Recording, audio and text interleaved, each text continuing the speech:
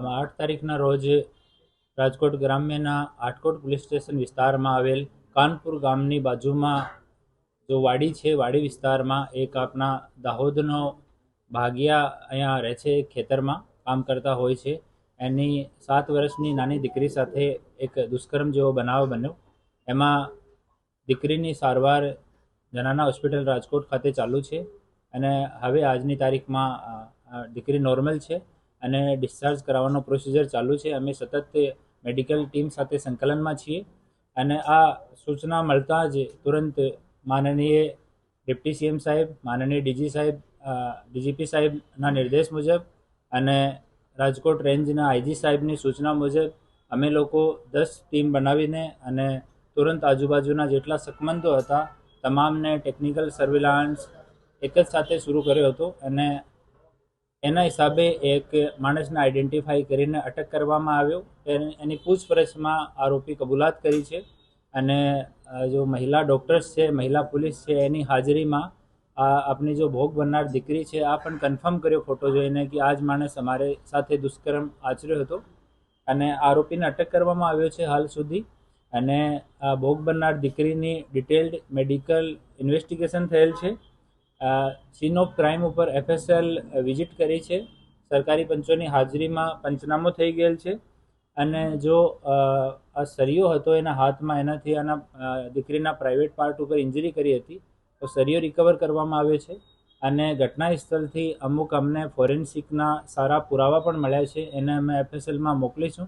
એના પછી એના રિપોર્ટ આવ્યા પછી ઇન્વેસ્ટિગેશનમાં સામેલ કરવામાં આવશે અને મહેરબાન ડીજીપી સાહેબ અને આઈજી સાહેબની સૂચના છે અને માનનીય ઉપમુખ્યમંત્રી શ્રીનો નિર્દેશ છે કે આની ઝડપથી તપાસ પૂરી કરવામાં આવે. તો અમે લોકો એક ટીમનું ગઠન કર્યું છે. આ ટીમ અલગ અલગ એંગલ પર કામ કરી રહી છે અને જેટલો વહેલો થઈ શકે એટલો વહેલો અમે લોકો ઇન્વેસ્ટિગેશન પૂરે કરીને આમાં ચાર્જશીટ કરવામાં આવશે અને કોર્ટ સાથે, ડીજીપી સાહેબ સાથે અમે સંકલનમાં છીએ. ત્યાં પણ કોર્ટમાં જેટલો વહેલો થઈ શકે એટલો વહેલો એનો ફાઇનલ સજા સુધી જાય એવો અમે લોકો પ્રયાસ કરી રહ્યા છીએ. ઘટના એક્ઝેક્ટ કયા સમય, દિવસના સમય બની હતી, રાતના સમય?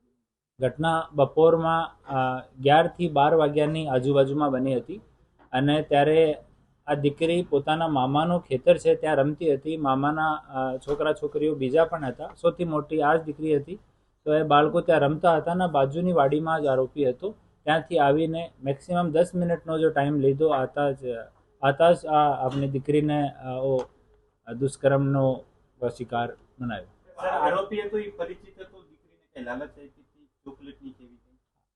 એ પ્રત્યક્ષ પરિચિત ન હતા એકબીજાથી, પણ આરોપીના ખબર હતી કે એ લોકો દાહોદના રહેવાસી છે અને અહીંયા ભાગિયા તરીકે એ લોકો પણ ખેતરમાં કામ કરે છે અને ચોકલેટની લાલચ આપીને ત્યાં એક પાણીની ટાંકી છે એની પાછળ લઈ ગયેલા આરોપી.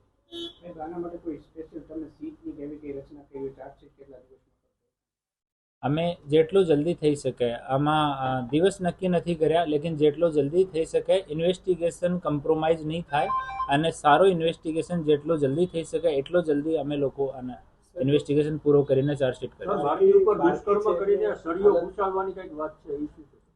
સળિયાથી બાળકીના પ્રાઇવેટ પાર્ટમાં સળિયો ઇન્સર્ટ કરવામાં આવ્યો છે અને એનાથી ઇન્જરી થઈ છે એવો મેડિકલ રિપોર્ટમાં પણ પ્રતિસ્થાપિત થયું.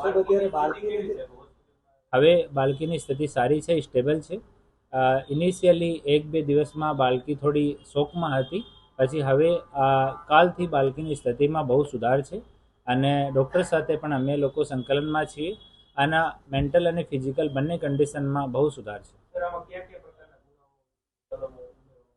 આમાં પોક્સો એક્ટ હેઠળ અને રેપનો જો આપણે BNS ને કલમ મુજબ ગુનો દાખલ કરવામાં આવે છે અને આરોપીનો મેડિકલ ચેકઅપ આજ કરાવવામાં આવશે અને પછી આજ સાંજમાં ગઈકાલે સાંજે આના આરોપીને પૂછપરછ પછી અટક કરવામાં આવ્યો હતો અને આજ નામદાર કોર્ટ સમક્ષ રજૂ કરીને અમે લોકો 7 દિવસના રિમાન્ડની માંગણી કરવાના છે.